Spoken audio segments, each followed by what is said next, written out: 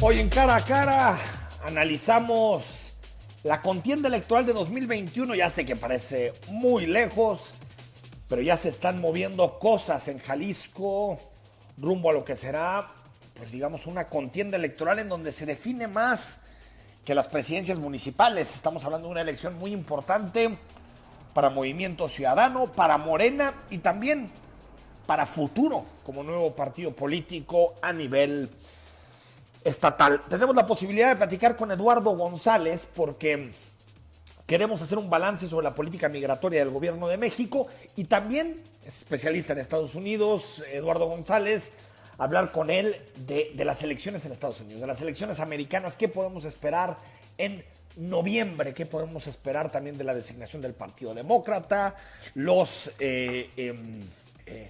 posibilidades o no que tiene Donald Trump también de reelegirse. Y el censo.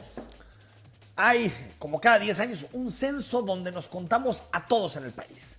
9,000 personas van a contar a los jaliscienses, 200,000 se moverán por todo el país, casa por casa, contando a todos los que vivimos en este país que se llama México. Y por supuesto, como cada 15 días los lunes, el comentario del doctor Héctor Castañón. Recuerda, hasta las 10 estamos contigo en Cara a Cara. En esta mesa dialogan todas las ideas, se genera la noticia y se dicen las cosas. Cara a Cara, la información clara y precisa en voz de sus protagonistas. Cara a Cara, con Enrique Tusaint.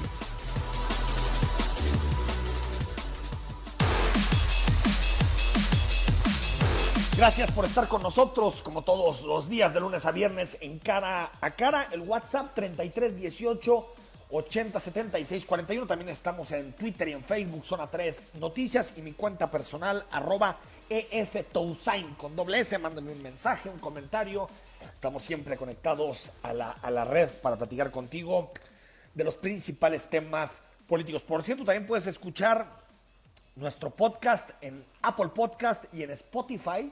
Puedes escuchar 40 decibeles y mi podcast en particular que se llama En la misma mesa, donde analizamos temas políticos, y este espacio Cara a Cara, que lo subimos también a Spotify todos los días para que lo descargues. Y si no nos puedes escuchar, pues en el coche, en un trayecto, 15, 20 minutos, ahí viene el programa para que puedas escuchar las partes que te interesan del programa que hacemos todos los días aquí en Zona 3 Noticias. Muchas personas me han preguntado a través del WhatsApp de la estación cómo vemos el panorama político rumbo a la elección en Jalisco y a nivel nacional en 2021.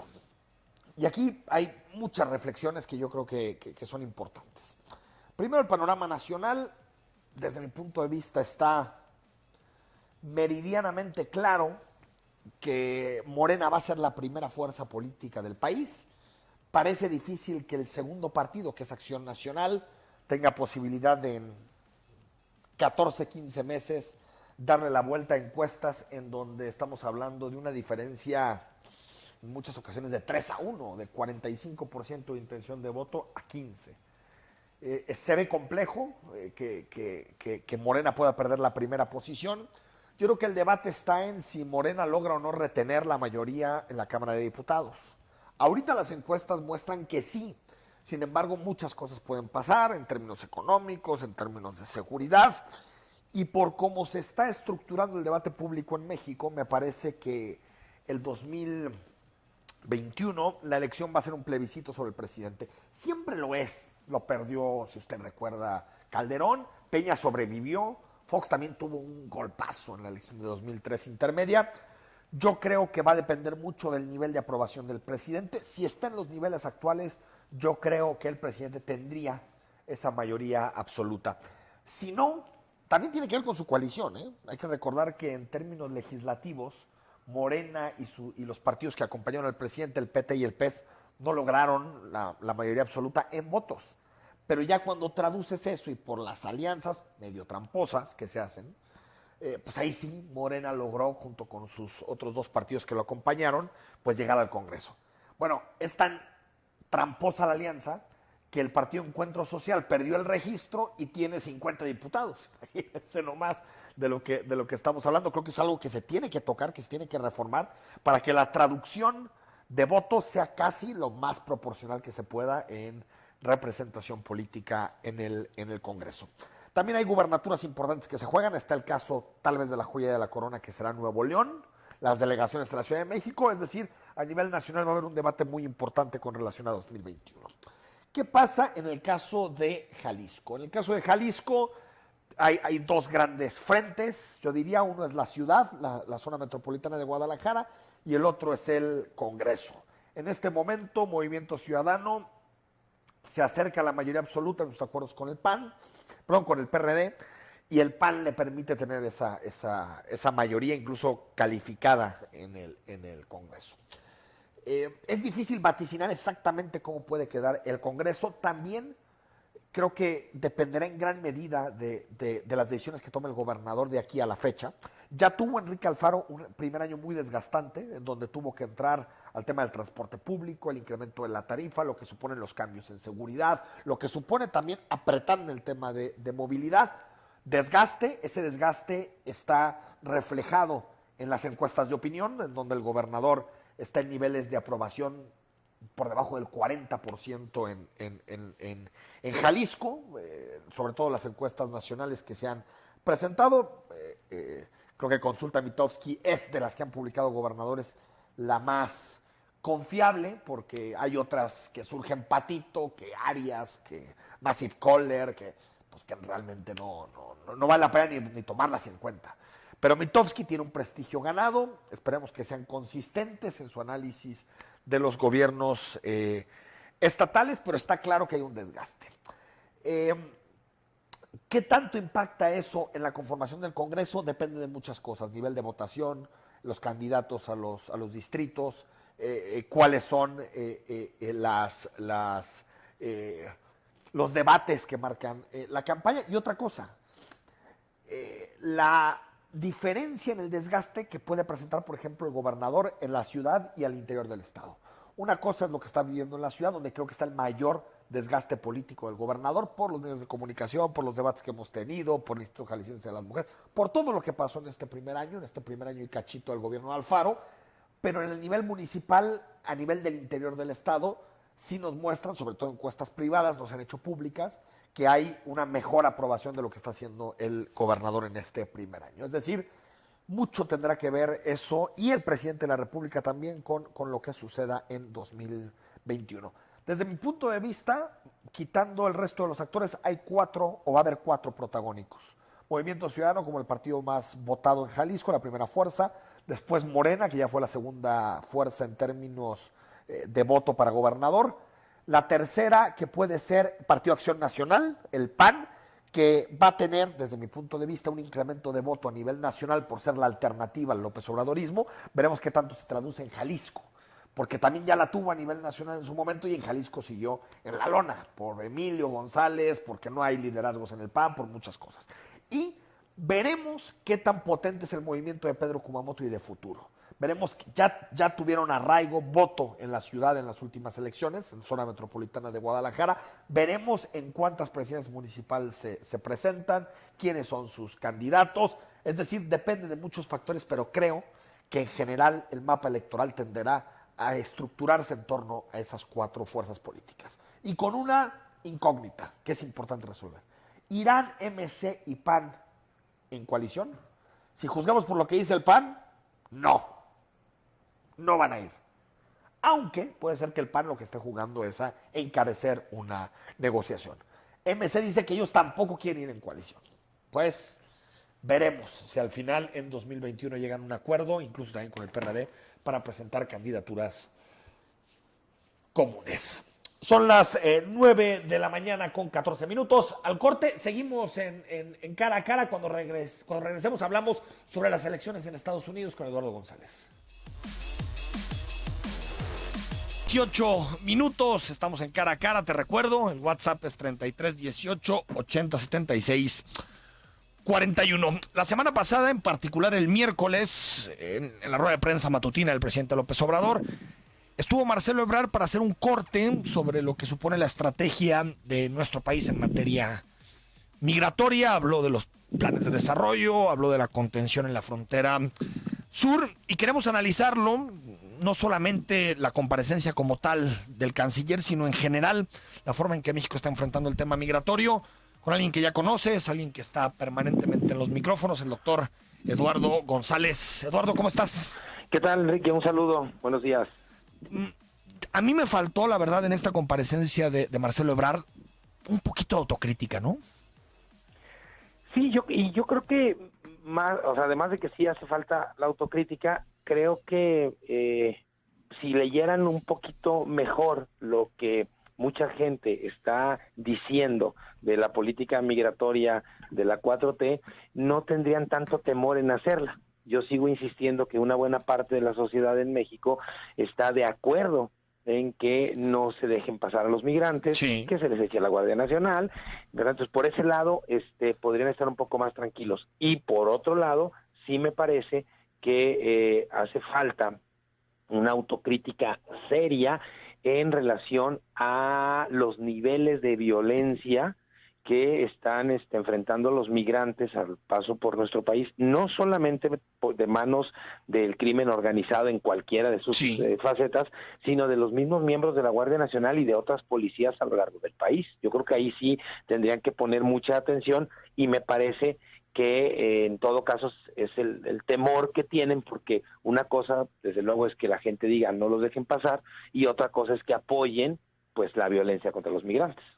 Ahora, seguiremos con esta tónica hasta noviembre, ¿no, Eduardo? Que hay elecciones. Sí, yo creo que... O sea, no va a haber cambio ahí, ¿no? No, el único cambio que podría haber sería si la lectura que hace Trump de aquí a noviembre, él supone que es necesario abrir la ventana de la migración, subirlos a la arena política electoral de Estados Unidos, pues ya estará dando algunas declaraciones. Que ya está, ¿no? Incluso hizo una sí. petición para tener recursos para el muro.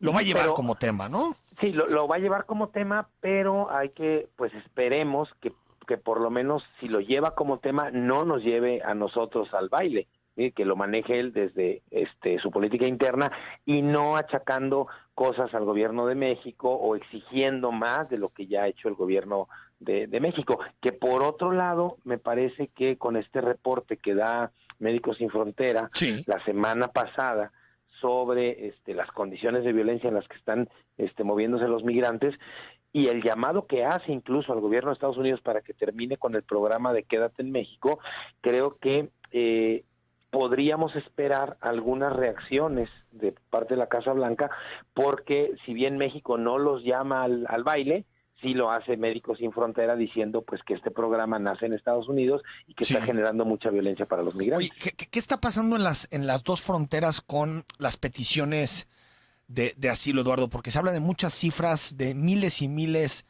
de personas que quieren asilo en Estados Unidos y que están esperando en la frontera con los Estados Unidos en algunas ciudades y en algunos centros de detención. ¿Qué está ocurriendo con todas estas personas? Pues mira, efectivamente, algunas cifras llegan a mencionar hasta 60,000 peticiones de asilo. Pero solo en el norte, ¿no? Más las peticiones en México, ¿no? Eso es por un lado. O sea, en la frontera norte tenemos a los centroamericanos con las peticiones hacia Estados Unidos que están regresando a nuestro país. De 60,000 aproximadamente han recibido como 120. O sea, se están formando ciudades de migrantes. De migrantes en el norte. Y en el sur lo que está sucediendo es que, si bien, me regreso, en el norte están, digamos, de alguna manera a lo largo de las ciudades, ¿sí? Donde puedan encontrar lugar para vivir, la diferencia es que en el sur, sobre todo en Tapachula, están siendo pues hacinados en la estación migratoria y las condiciones en las que están viviendo pues son verdaderamente complicadas. Así en el norte se complica la situación, en el sur por la petición de asilo, que además no se les va a dar, por un lado, y por otro ya se estableció que aunque soliciten el asilo, este proceso no les va a servir como salvoconducto para moverse por el país. Entonces lo que está pasando en el sur es que están todos metidos ahí en estas estaciones migratorias pues con condiciones verdaderamente deplorables. Por lo menos en el norte no están hacinados en en alguna estación, pueden, digamos, de alguna manera, pues moverse con cierta libertad en las ciudades, pero esto está trayendo también problemas para los gobiernos municipales que deben de atender esta problemática con un presupuesto municipal. No hay recursos extras en las ciudades del norte, entonces son dos dinámicas diferentes, pero además hay otro elemento que me parece que es importante mencionar. ¿Estos centros son municipales? No, más bien la atención que da en las ciudades, pues es a partir del presupuesto municipal. O sea, tú dices las olas de personas que llegan a estos municipios. Así es, entonces pues cuando Tijuana, Ciudad Juárez, Reynosa reciben toda esta gente, pues hay que atenderla de alguna manera, desde levantar su basura, hasta darles servicios de agua, de electricidad, etcétera, que a veces pues no hay ni siquiera recursos para la gente que ya de por sí vivía en esas ciudades, como para todavía estar atendiendo a los migrantes. Pero además hay otro elemento importante. Si nosotros revisamos el documento de Médicos Sin Frontera, nos vamos a dar cuenta que hoy, como nunca, pareciera que se puede aplicar el dicho de Guatemala a Guatepeor. Es decir, están huyendo de países con altos niveles de violencia callejera, pero según el reporte que dan la organización, cuando cruzan por nuestro país les está yendo todavía peor que la violencia de la cual vienen. O sea, del Salvador, Honduras. Del Salvador, de Honduras y de Guatemala. Entonces esto está verdaderamente complicando el escenario y creo, lo hemos comentado aquí en los micrófonos en varias ocasiones, que esto... O sea, ya cuando empezó el gobierno de la 4T decíamos, es que no lo leyó bien, pensaba que no iba a pasar.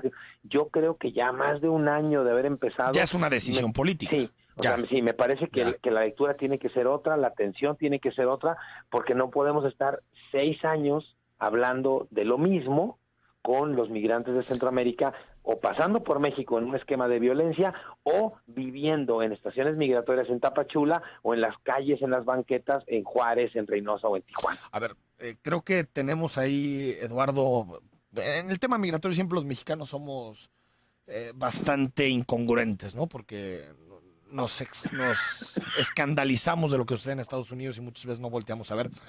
La verdad, por ejemplo, los centros estas estaciones migratorias, yo empecé a entender lo que suponían en mayo, junio del año pasado. Me acuerdo que nos escandalizamos por los centros en Estados Unidos y los niños que los separaban de sus padres. Pero aquí las condiciones de estas estaciones son pésimas. Hubo un reportaje del New York Times hace no mucho donde enseñaba las estaciones. El propio Marcelo Ebrard dijo que eran pésimas, que las condiciones eran deplorables. ¿Por qué se permite esto? ¿No va en contra de los derechos humanos más básicos que no existan este tipo de centros?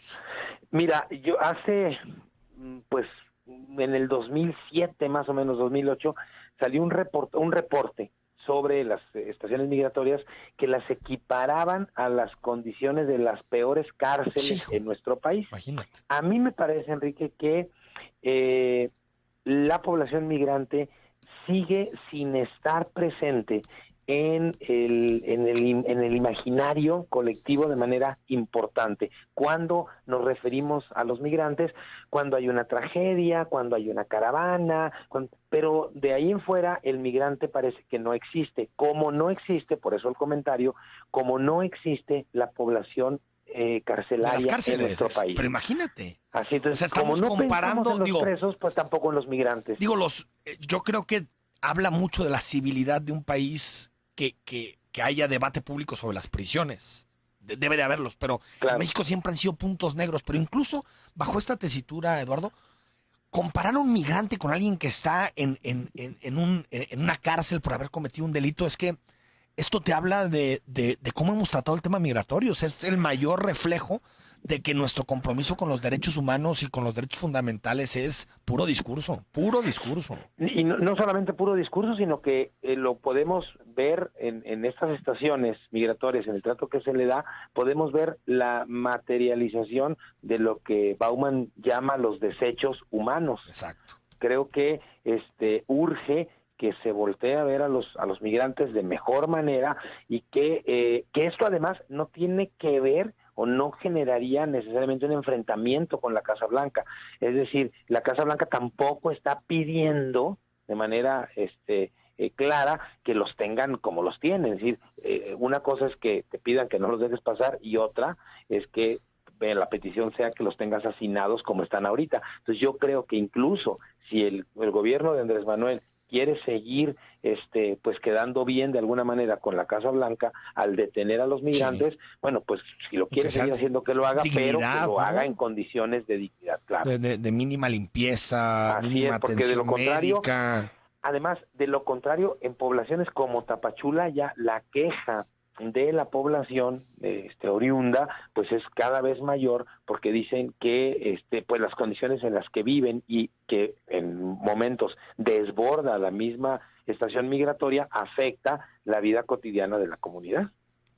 Tremendo, es increíble. Oye, te quiero preguntar rápido por la elección de Estados Unidos, que no hemos tenido posibilidad de platicarla, Eduardo, pero pues apareció, digo, yo al alcalde Pitt, que le llaman, sí, no lo veía como un competidor tan importante, pero al menos en los primeros estados donde ha habido caucus, ahí está cabeceando con Bernie Sanders, ¿no? Sí, llama la atención dos cosas. Una, pues, cómo sube este personaje que venía en tercer lugar, pero muy por abajo. Que es un centrista, ¿no? Digamos, sí, es el ala más moderada del Partido Demócrata, ¿no? Es que lo que están diciendo es que podría ser, si Sanders finalmente fuera el candidato, le ven muy pocas posibilidades de que pudiera ganarle a Trump.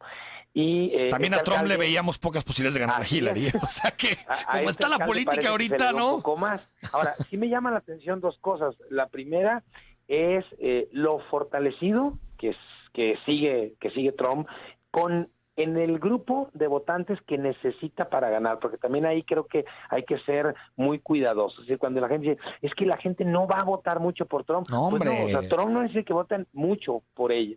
No. Necesita los votos suficientes para ganar, y esos creo que todavía los tiene en la bolsa. Hasta con los votos para perder y ganando estados y delegados se acabó. Así es. Y el otro punto que me llama la atención, que ya en alguna ocasión lo habíamos comentado tú y yo, es Elizabeth, pues ya prácticamente pues se desinfló, ¿no? Se desinfló y pues la senadora parece que ya no tiene por dónde agarrar aire.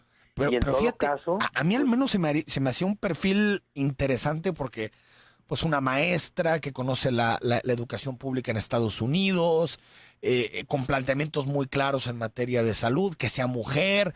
No se le veía como muchas posibilidades de ser como un alter ego de Trump, pero se lo comió porque al final rivalizaban por el mismo espacio dentro del Partido Demócrata, Sanders y Warren, ¿no? Sí, y entonces yo creo que ahí pues la senadora ya perdió muchísima fuerza en esas discusiones, y al día de hoy yo sigo pensando pues que Trump tiene la reelección en la bolsa, más por lo que ha hecho. Solo puede perderla.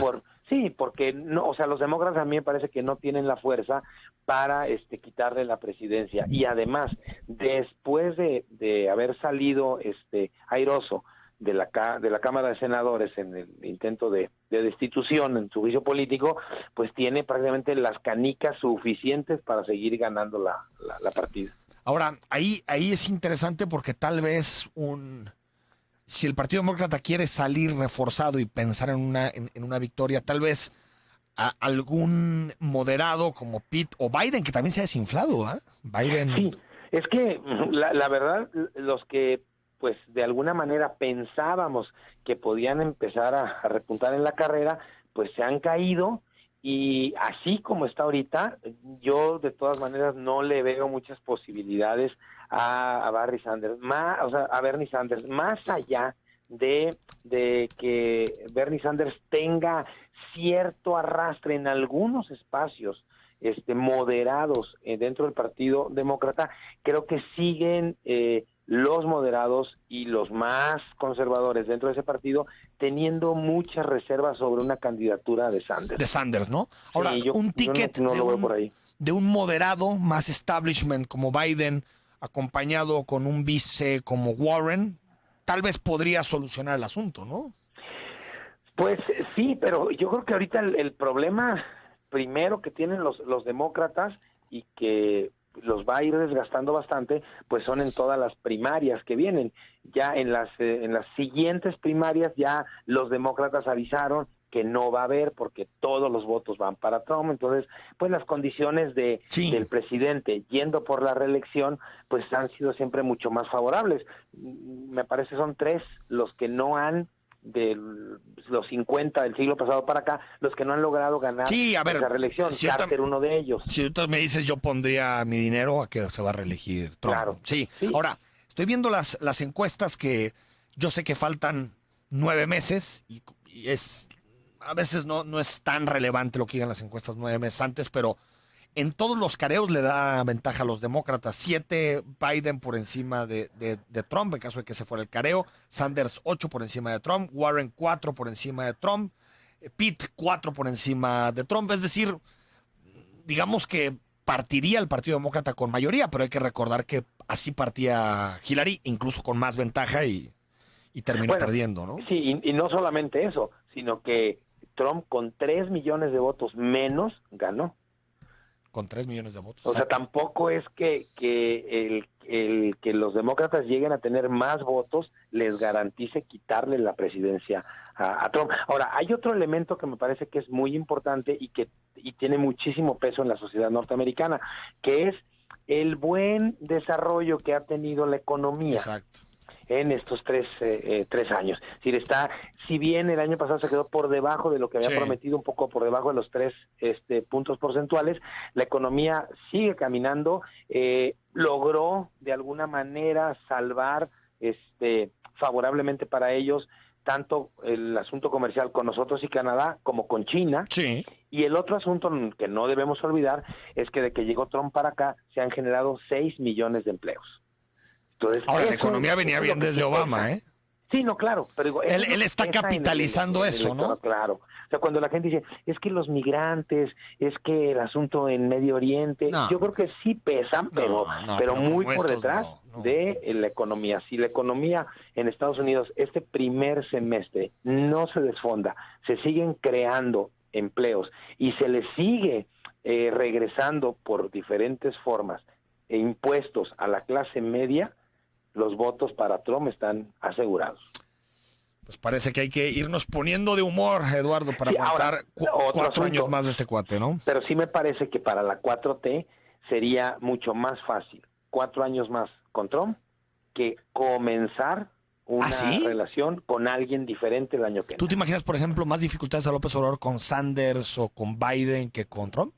Yo creo que sí, y no por la persona, sino por todo lo que implica un cambio de presidente. O sea, que ya está tejido, ya ahorita ya la relación está tejida.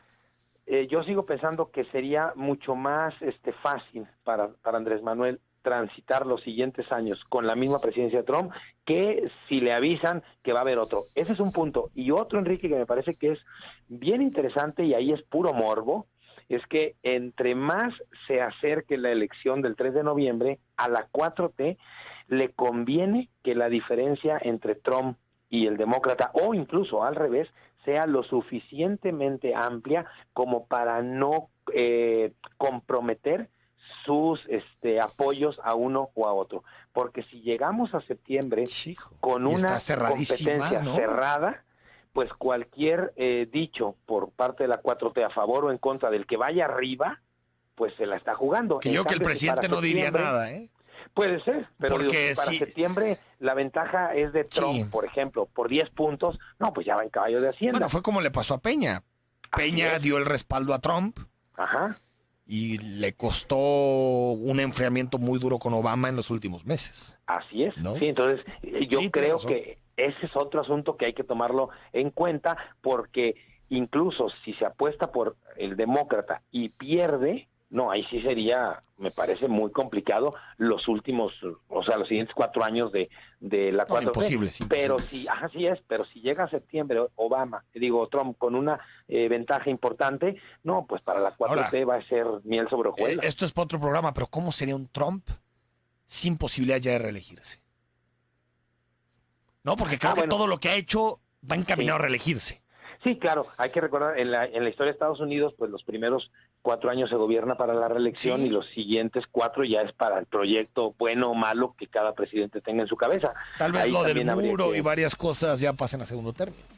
Probablemente, ¿No? pero también si no se reelige, pues entonces esos siguientes 4 años, nuevamente quien llegara a la Casa Blanca pensaría en la Claro, reelección antes de construir algo con su vecino del sur. Back to square one, como dirían los Sí, americanos. así es. Un fuerte abrazo, Eduardo, como siempre, gracias. Hasta luego. Ahí Un está. saludo. El análisis de Eduardo González, especialista en migración, especialista en Estados Unidos, profesor del Tecnológico de Monterrey. La carrera por la Casa Blanca, noviembre la elección. En realidad, en el Partido Republicano no hay mucho que debatir. El candidato va a ser Donald Trump. En el caso del Partido Demócrata hay muchos candidatos. Otros ya se han ido bajando de poquito en poquito de la competencia, pero hasta el momento, después de los primeros caucus que se han realizado, los caucus son especies como de asambleas en donde se dividen por candidato los militantes, los simpatizantes del Partido Demócrata. Hasta el momento, adelante el alcalde Pete Buttigieg, quien es de apellido, su apellido es de origen maltés, y Bernie Sanders, el candidato que está más a la izquierda en el Partido Demócrata. Vamos al corte. Cuando regresemos, hablamos sobre el conteo, el censo que va a haber en nuestro país. Cada 10 años, cada 5 años nos contamos y cada 10 años nos censamos. Y queremos platicar con la gente del INEGI.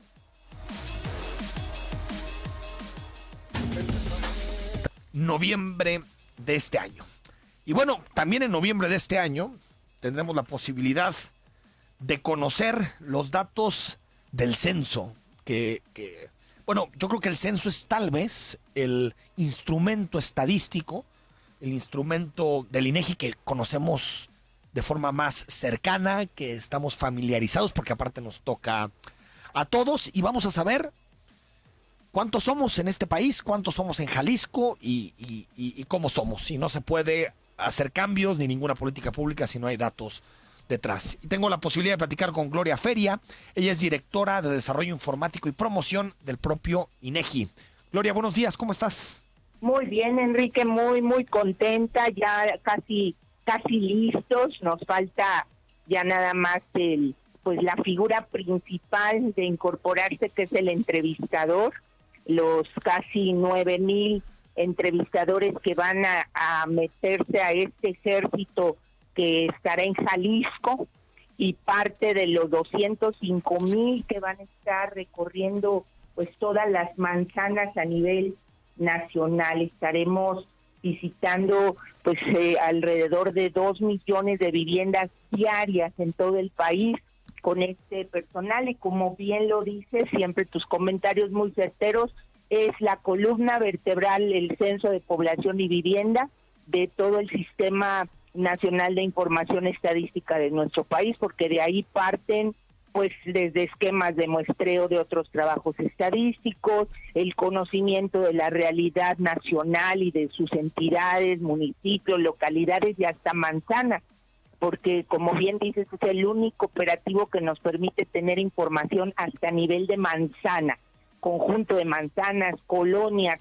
en fin, es un trabajo que es el de mayor reto para el INEGI, porque tenemos que desplegar pues toda la infraestructura, toda la solvencia técnica que ya tiene la institución, porque como tú sabrás, es un entorno diferente, Sí. cada presenta un escenario diferente.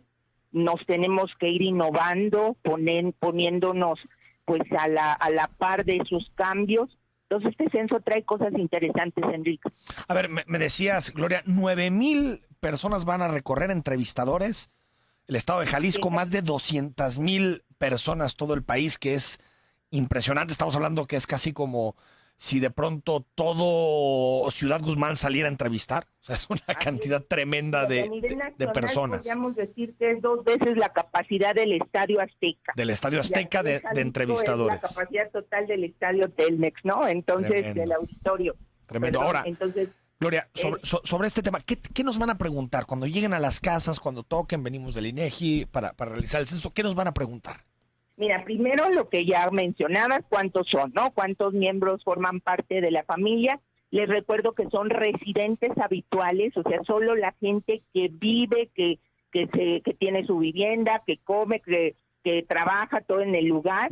le van a preguntar edad, sexo, el parentesco que tienen con el jefe del hogar, su situación conyugal, la migración, eso es muy importante, fecundidad y mortalidad, su adscripción a alguna lengua indígena, si hay personas con discapacidad, la religión, servicios de salud, educación, condición de actividad económica y también de la vivienda. En la vivienda vemos las características constructivas de la vivienda, acceso a servicios públicos, disponibilidad de enseres o de bienes domésticos y tecnologías de la información, que esto es algo pues que ya desde el censo pasado venimos indagando y en este censo se incorpora lo que es acceso a redes sociales precisamente. Acceso a redes sociales.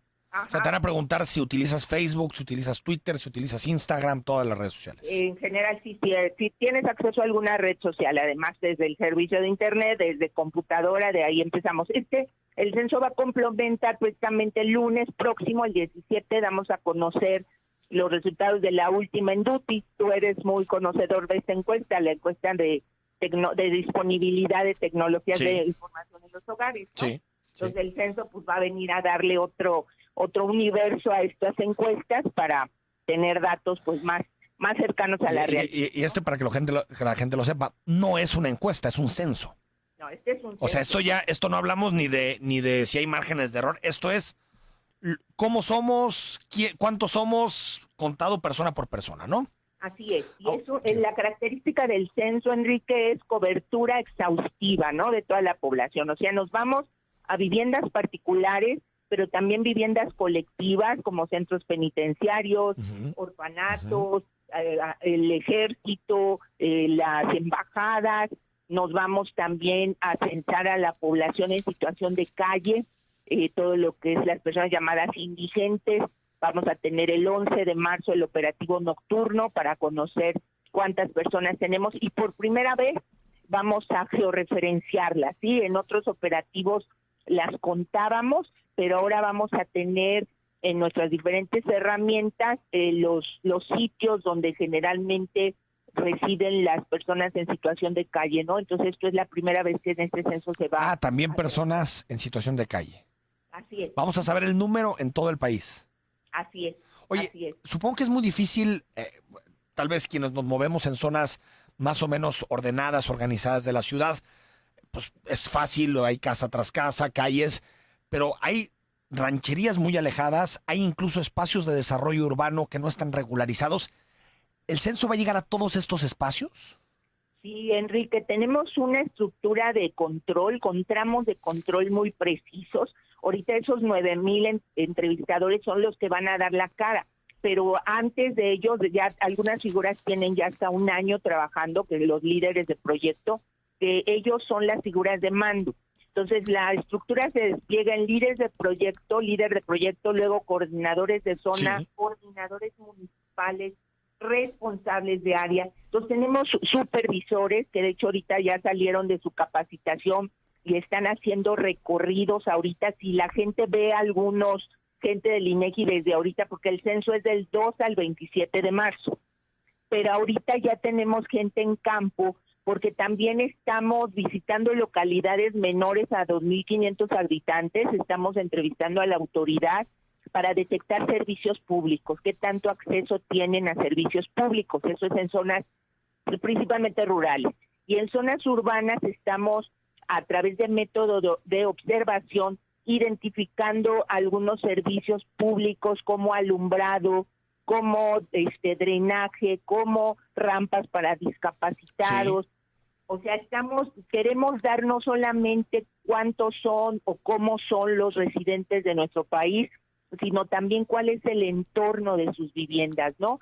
Y eso lo presentamos en un sistema que le llamamos Inventario Nacional de Viviendas, y es muy útil, Enrique, para tomar decisiones de infraestructura pública, ¿no? Ahora, para despedirte, Gloria, en el Intercensal de 2015 fuimos 119,530,753 personas. Ha venido descendiendo un poco el ritmo de crecimiento. El municipio hay más mujeres que hombres, 51.4%. El municipio con más mujeres es San Miguel Tulancingo en Oaxaca, con mayor porcentaje de hombres es Trincheras en Sonora. ¿Hay cálculos, tenemos estimados o nos vamos a encontrar la cifra que salga del censo? Ya más o menos ustedes en el INEGI dicen, podemos andar por los 125, 126 millones en México. Así es, Enrique, de acuerdo a las proyecciones del propio CONAPO, estamos esperando, y también con base a planeación, que tendríamos en el país unos 127 millones de residentes, ¿no? 127 millones. De sexo, pues va a 49% de hombres y 51% de mujeres, de acuerdo, como te digo, a proyecciones. A proyecciones que eso 2020 nos dará la cifra real. Se tendrá que ratificar en los datos, que por cierto, en su momento había estimaciones más bajas para el intercensal de 2015 y al final estamos teniendo más hijos de lo que la gente cree. Sí, no, eso fue lo que cambió un poquito el pronóstico de CONAPO con relación a lo que después dio el INEGI, ¿no? Así es, sí, porque nosotros ya damos de lo que hay, no es un creemos, ¿no? A nivel de proyecciones, sino ya lo que nos estamos enfrentando con el operativo de campo. Gracias por tus atenciones, Gloria, un abrazo. Al contrario, Enrique, muchas gracias y pues invitar a la población a que participe. Gracias. Gracias, hasta luego. Ahí está el censo de 2020, el ejercicio estadístico más importante. Obviamente son ejercicios que cuestan mucho dinero, pero es imposible que exista cualquier tipo de planeación, es imposible que exista cualquier tipo de política pública seria si no sabemos cuántos somos. También vamos a saber cuántos somos en Guadalajara y vamos a saber cuántos somos en Jalisco, que se habla de arriba de 8 millones ya de habitantes en Jalisco, arriba de 5.8, 5.9 millones en el área metropolitana de Guadalajara. Pues en noviembre de este año sabremos con precisión cuántos somos. Vamos al corte y cerramos el programa.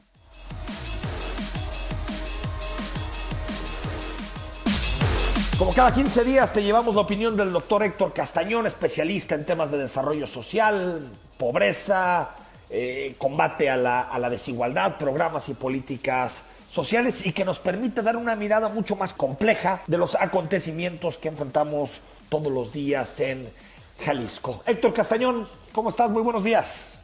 Buen día, Enrique, muchas gracias. Saludo a tu equipo y a tu auditorio. En esta ocasión para comentar sobre dos notas que aparecieron la semana pasada y que tienen que ver con la relación gobierno y sociedad. La primera de ellas es los resultados de una encuesta que hace Mitofsky sobre la aceptación de los gobernadores en todo el país, en donde el gobierno de Jalisco aparece con una aceptación media, muy cerca de la clasificación del nivel de aceptación bajo. Y complemento esta lectura con un mensaje que envía el gobernador con respecto a los temas de seguridad, en donde reclama de alguna manera la falta de comprensión y de reconocimiento al esfuerzo que hacen día con día para mejorar las condiciones de Jalisco. Esto, más allá de una incomprensión y de una falta de comunicación, refleja un problema más grande que tienen los gobiernos en diferentes partes del mundo y que tiene que ver con el desdibujamiento del terreno común. Este terreno común que nos permite generar mayor comprensión, que nos permite generar mayor entendimiento y una lectura compartida de la realidad y lo que estamos haciendo para transformarla. La falta del terreno común explica en muchos casos fenómenos como el Brexit, por ejemplo, las políticas económicas, la polarización política, que a su vez, en un contexto de crecientes desigualdades, lo que ocurre es que estamos viviendo realidades muy distintas y por lo tanto tenemos lecturas muy distintas de la realidad. Sin un terreno común en donde pongamos en diálogo los diagnósticos, las estrategias, las visiones, pues va a ser muy difícil encontrar espacios para la comprensión y sobre todo para la acción conjunta. Este tema de la acción conjunta es precisamente uno de los objetivos de una iniciativa en la que estamos participando, que es un proyecto de inclusión política para reducir las desigualdades y que está siendo dirigido por el Centro de Cooperación Internacional, con sede en la Universidad de Nueva York. Ahí en este centro, Alex Evans hace un diagnóstico del terreno común, la situación del terreno común, por qué se está erosionando y cómo es posible reconstruir el terreno común. Por otro lado, un tercer aspecto que señala es los cambios demográficos, ¿no?, que tienen que ver tanto con grupos de edad, estas brechas generacionales que pueden estar presentándose y explicando la falta de diálogo, pero también procesos más complejos como la inmigración, el surgimiento de identidades diversas y la discriminación que no se ha logrado abrazar la diversidad como una fuerza de la sociedad, sino que se ve como una amenaza. Y por último, como cuarto factor, habla de dinámicas psicológicas y de comportamiento, como el miedo, la desconfianza y el repliegue hacia lo individual frente a todos estos factores cambiantes. Entonces, esto debilita el terreno común, pero al mismo tiempo Alex Evans propone vías para reconstruir este terreno común. Y concretamente plantea 3 asuntos. La primera es que tendría que predominar o prevalecer una política no basada en el conflicto, no basada en el oponente. Habría que desactivar las tendencias facciosas del ellos y nosotros. Toda política que trate de destacar un enemigo, que trate de generar facciones y que solamente se dirija a los miedos y preocupaciones de ciertos grupos, es una política que no construye un terreno común. Entonces, tendría, por un lado, que desactivarse este tipo de políticas de división. Y en segundo lugar, propone centrarse en los reclamos como legítimos que surgen de un problema, y si nos centramos en la tarea más que en la relación, podemos entonces encontrar un sentimiento común de urgencia para resolver una serie de problemas. Y finalmente, habla de la necesidad de, a partir de la creación de una identidad común, de un propósito común, pero sobre todo de un campo de empatía en donde nos podamos poner en los zapatos del otro, de la otra, para entender cómo está viviendo su realidad. Es en la medida que podemos construir ese terreno común de comprensión a pesar de las enormes desigualdades, ¿no? Y así es como podríamos encontrar caminos para reducirlas, entendiendo los efectos negativos que tienen sobre distintos grupos. La falta de un terreno común no solamente pone en riesgo la convivencia y la democracia, sino que al no haber un terreno común se dificulta el trabajo colectivo, el trabajo compartido y las sinergias que como sociedad deberíamos tener para enfrentar los problemas complejos que hoy vivimos. Ese es el comentario, Enrique. Esperamos que genere discusión, que genere reflexión, y bueno, pues agradezco el espacio para compartir este comentario. Muchas gracias, Héctor, por tu comentario. Hasta aquí la edición de hoy en Cara a Cara. Recuerda que estamos todos los días a partir de las 9 de la mañana. Nos despedimos. Retomamos mañana a las 9 aquí en Zona 3 Noticias.